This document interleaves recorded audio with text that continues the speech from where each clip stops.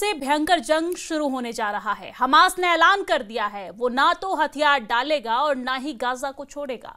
वहीं ट्रंप ने बड़ा दावा करते हुए कहा है कि हमास गाजा में फिलिस्तीनियों पर हमले करने जा रहा है, जबकि नेतन्याहू ने दो टूक कह दिया है कि हम हमास पर फिर से हमला करने जा रहे हैं। खास रिपोर्ट देखिए।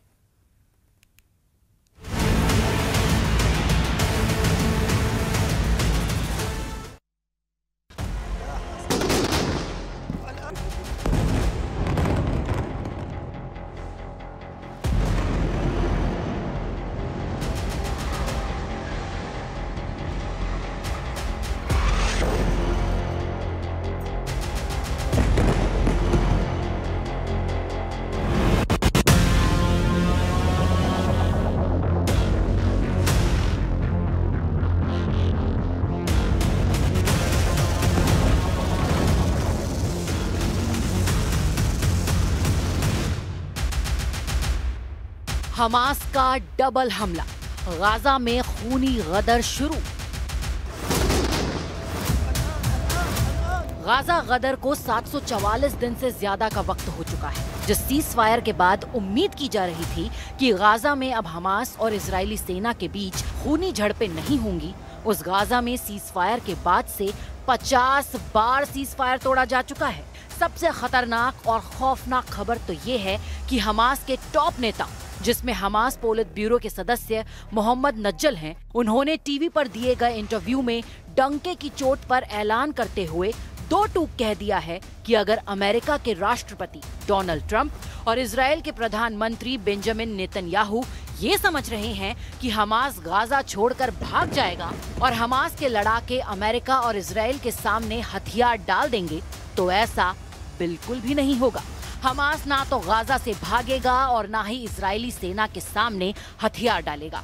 हमास के नेता मोहम्मद नज्जल ने यहाँ तक धमकी दे डाली कि हमास लंबी जंग के लिए पूरी तरह से तैयार है। दूसरी तरफ अमेरिका के राष्ट्रपति डोनाल्ड ट्रंप ने अमेरिका की खुफिया रिपोर्ट के आधार पर दावा कर दिया है कि हमास के लड़ाके बहुत जल्द गाजा में फिलिस्तीनियों पर हमले करके उन्हें मार सकते हैं।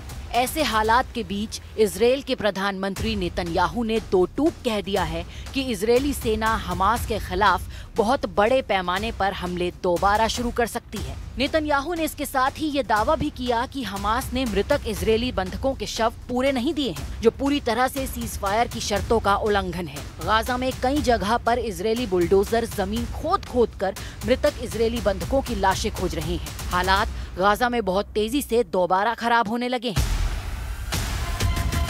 हमास का खुला ऐलान, न हथियार डालेंगे न गाजा से भागेंगे। तबाह गाजा की ये तस्वीरें साबित कर रही हैं कि पूरा गाजा एक तरह से कब्रिस्तान बन चुका है। एक एक रोटी और पानी के लिए तरसते हजारों फिलिस्तीनियों को 2 साल की जंग में एहसास हो चुका है कि अब उनका मुकद्दर अमेरिका और इजराइल के रहमो करम पर है। गाजा में 80% इमारतें तबाह हो चुकी हैं, लेकिन उसके बावजूद हमास के तेवर जरा भी ढीले नहीं पड़े हैं। हमास इजराइल के बीच हुए सीज फायर में कुछ शर्तें ऐसी हैं जिन्हें मानने से हमास ने साफ इनकार कर दिया है। हमास ने एक तरह से ट्रंप और नेतन्याहू को खुला चैलेंज दिया है। गाजा पर काबिज हमास ने अमेरिकी राष्ट्रपति डोनाल्ड ट्रंप को बड़ा झटका दे दिया है। हमास के लड़ाकों ने दो टूक कह दिया है कि वो न तो हथियार छोड़ेंगे और न ही गाजा। हमास के नेताओं ने कहा है कि वो एक बार फिर गाजा पर कब्जा करने जा रहे हैं। हालांकि ट्रंप ने मिस्र में जिस शांति समझौते को कराने का ढोल पीटा था, उसमें प्रमुख शर्त हमास के निरस्त्रीकरण और गाजा में एक नई सरकार के गठन को लेकर थी, जिसका हिस्सा ये आतंकी समूह नहीं होगा। ऐसे में अब ट्रंप के गाजा शांति समझौते के टिकने पर सवाल उठने लगा है। समाचार एजेंसी रॉयटर्स को दिए इंटरव्यू में हमास के टॉप नेता और पोलित ब्यूरो के सदस्य मोहम्मद नज्जल ने साफ साफ कहा है कि हमास गाजा में सुरक्षा नियंत्रण बनाए रखने का इरादा रखता है। उन्होंने ये भी कहा कि हमास हथियार नहीं डालेगा। I cannot answer with a yes or no. Frankly, it depends on the nature of the project. The disarmament project you are talking about. What does it mean? To whom will the weapons be handed over? Trump का खुफिया alert, Hamas करेगा हमला। राष्ट्रपति Donald Trump ने खुफिया report के आधार पर दावा किया है कि हमास गाजा में भयंकर हमले कर सकता है। उधर इजराइल भी दावा कर रहा है कि हमास ने गाजा में भयंकर हत्याएं शुरू कर दी हैं, जिसे रोकने के लिए वो हमले कर रहा है। जबकि फिलिस्तीनी अधिकारियों का इजराइल पर आरोप है कि अक्टूबर की शुरुआत में युद्ध विराम समझौते के लागू होने के बाद से इजरायली सेना ने 47 बार युद्ध विराम का उल्लंघन किया है, जिसमें 38 फिलिस्तीनी मारे गए हैं और 143 घायल हुए हैं। लेकिन इस बीच अमेरिका ने जिस दावे के साथ अलर्ट किया है कि हमास हमला कर सकता है, वो वाकई हैरान करने वाला है। हमास का खुला ऐलान, न हथियार डालेंगे न गाजा से भागेंगे। इजराइल और हमास के बीच सीज फायर की अटकलों के बीच अमेरिकी राज्य विभाग ने एक रिपोर्ट जारी की है, जिसमें दावा किया गया है कि हमास गाजा में आम नागरिकों पर हमला करने की योजना बना रहा है। अमेरिका ने चेतावनी दी है कि ऐसा कोई भी कदम युद्ध विराम का उल्लंघन होगा। पहले डोनाल्ड ट्रंप ने भी हमास को चेतावनी दी थी। अमेरिकी स्टेट डिपार्टमेंट के अनुसार फिलिस्तीनी नागरिकों के खिलाफ हमास लड़ाकों का ये योजनाबद्ध हमला युद्ध विराम का सीधा उल्लंघन माना जाएगा। ये मध्यस्थता के प्रयासों को भी नजरअंदाज करने जैसा होगा। अमेरिका ने कहा है कि अगर हमास ये हमला करता है तो गाजा के लोगों को बचाने और सीज फायर पर टिके रहने के लिए जरूरी कदम उठाए जाएंगे। ट्रंप पहले ही हमास को खुली चेतावनी दे चुके हैं। ट्रंप ने कहा है कि अगर हमास गाजा में लोगों को मारता रहेगा तो ये डील के खिलाफ होगा। ऐसे हालात में हमारे सामने हमास को मारने के अलावा कोई विकल्प नहीं होगा।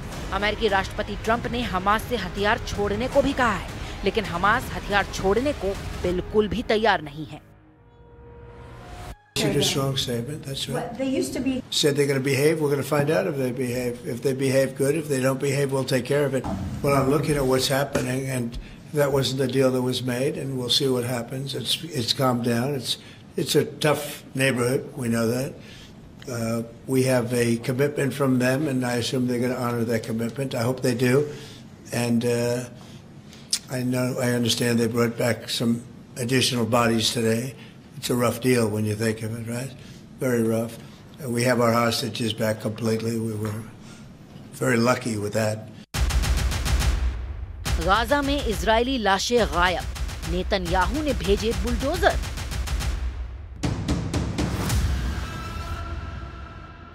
इजराइल के प्रधानमंत्री बेंजामिन नेतन्याहू ने साफ साफ कह दिया है कि गाजा में अभी युद्ध खत्म नहीं हुआ है। नेतन्याहू ने 24 घंटे पहले चेतावनी भरे अंदाज में कहा कि जब तक हमास पूरी तरह से हथियार नहीं छोड़ेगा, तब तक गाजा में युद्ध समाप्त नहीं होगा। उन्होंने ये घोषणा ऐसे समय में की है जब हमास ने युद्ध विराम समझौते के तहत 2 और बंधकों के अवशेष सौंपे हैं, जिसका मतलब है कि पिछले हफ्ते इजराइल और हमास के बीच हुए अमेरिका की मध्यस्थता वाले सीज फायर और बंधक डील के तहत 28 में से 12 लाशें इजराइल को सौंपी जा चुकी हैं। लेकिन इजराइल का कहना है कि हमास लाशें लौटाने में बहुत धीमा है। लाशों की वापसी पर विवाद सीज फायर की कमजोरी को दिखाता है और इसमें अब भी डील के साथ साथ अमेरिकी राष्ट्रपति डोनाल्ड ट्रंप के युद्ध खत्म करने के 20 पॉइंट प्लान में शामिल दूसरे बड़े मुद्दों को बिगड़ने की पूरी संभावना है।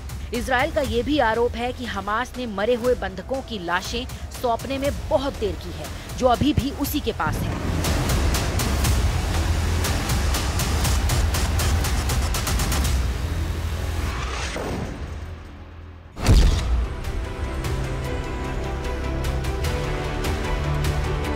जरा गाजा के खान यूनुस से आई इन तस्वीरों को देखिए।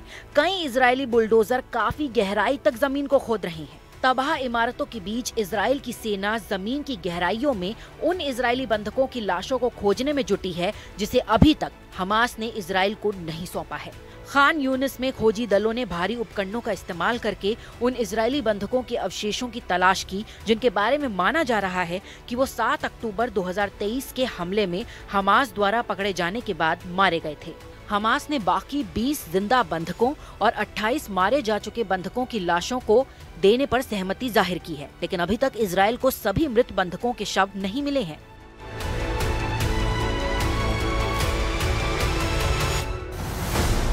रफा बॉर्डर हुआ बंद, हमास पर हमले की तैयारी।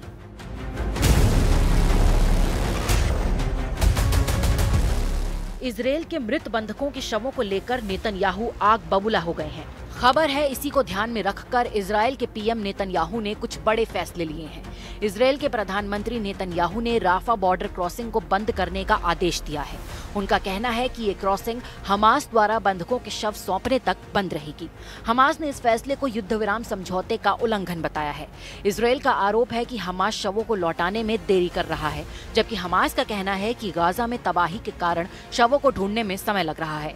जबकि दूसरी तरफ गाजा में भूख प्यास से मर रहे हजारों फिलिस्तीनी अब भी जिंदगी की जंग जूझ रहे हैं। उन्हें सीज फायर के बाद भी सुकून नसीब नहीं है।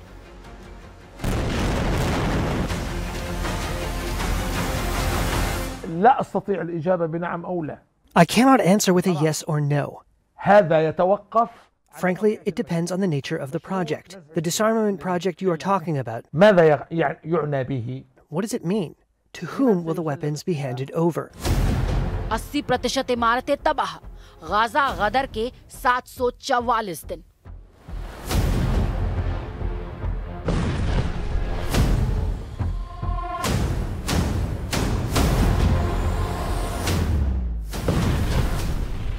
गाजा युद्ध को 2 साल से ज्यादा का वक्त हो चुका है। इन 2 सालों में गाजा की 98% खेती की जमीन बंजर हो गई है।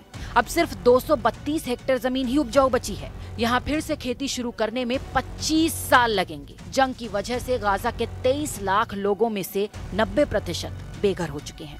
ये बिना पानी बिजली के तंबुओं में रह रहे हैं और आधे से ज्यादा भूखमरी झेल रहे हैं। 80% इलाका मिलिट्री जोन बन चुका है। यूएन की रिपोर्ट के मुताबिक गाजा में जमा 510 लाख टन मलबा हटाने में 10 साल और $1.2 ट्रिलियन लग सकते हैं। 80% इमारतें तबाह हो गई हैं, जिससे $4.5 ट्रिलियन का नुकसान हुआ है। उत्तर और दक्षिण गाजा से भगाए गए लाखों लोग अब टेंटों में बिना पानी, बिजली और दवा के दिन गुजार रहे हैं। यूएन एजेंसियों के मुताबिक आधे से ज्यादा लोग भूखमरी से जूझ रहे हैं। गाजा में फटे 13 परमाणु बम, 80 गाजा तबाह।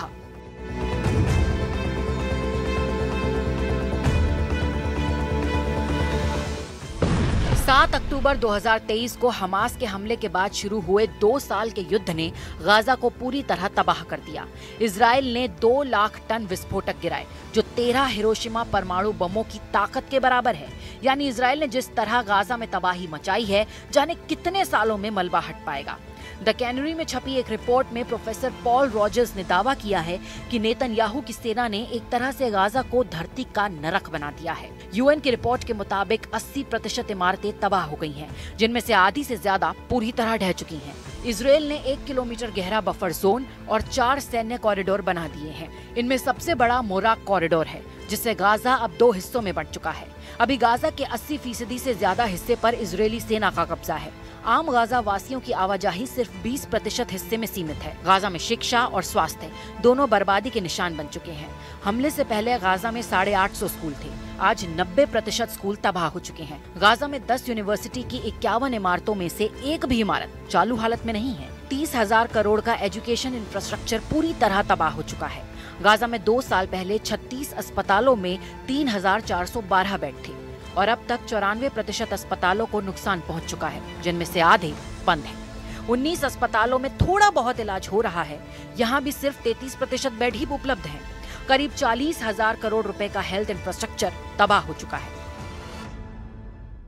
أثر عليها فما بالك في بيتك وذكرياتك وعملك وشغلك ومدرستك ودنيتك كلها تدمرها. انت ما خلاش عندك حتى افق انك انت تتفرج للمستقبل. احنا مرت علينا حروب، في ناس لليوم ما اخذتش تعويضاتها.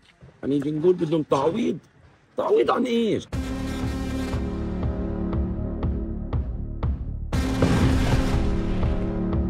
रिपोर्ट के मुताबिक ब्रिटेन की ब्रैडफोर्ड यूनिवर्सिटी के एमेरिटस प्रोफेसर पॉल रॉजर्स ने ओवेन जोन्स के पॉडकास्ट में कहा कि गाजा में जो हुआ वो द्वितीय विश्व युद्ध से भी बदतर हुआ। उनका कहना है कि ड्रेसडेन पर सहयोगी सेनाओं की कारपेट बमबारी से भी ज्यादा है। ड्रेसडेन में हजारों बम एक साथ गिरे थे, लेकिन गाजा में ये बम अलग अलग जगहों पर बिखरे हुए गिराए जा रहे हैं, जिससे तबाही का दायरा और फैल गया है। ये 2000 बॉम्बर रेड से भी आगे निकल चुकी है। प्रोफेसर पॉल रॉजर्स के मुताबिक द्वितीय विश्व युद्ध के बाद ऐसी तीव्रता वाली जंग दुनिया ने नहीं देखी। गाजा का इलाका महज 365 वर्ग किलोमीटर का है, जहां 20 लाख से ज्यादा लोग रहते हैं। इतनी घनी आबादी वाले इलाके में ये बमबारी कितनी भयानक होगी, सोचिए। إمكانيات محدودة للغاية، تم تدمير أكثر من 85% من إجمالي الآليات الثقيلة والمتوسطة التابعة للبلدية. نستعين اليوم بالمقدرات الداخلية في المدينة، نستعين بالقطاع الخاص، نتعاون مع المؤسسات الدولية والجهات المختلفة حتى نتمكن من فتح الشوارع الرئيسية وفتح الشوارع. अब ऐसे हालात में अंदाजा लगाया जा सकता है कि अगर हमास दोबारा से गाजा में हमले शुरू करता है तो शायद गाजा में लाशें उठाने के लिए कोई बचेगा ही नहीं, क्योंकि अब इजराइल के साथ अमेरिका भी हमास के सफाई के लिए एड़ी चोटी का जोर जरूर लगाएगा।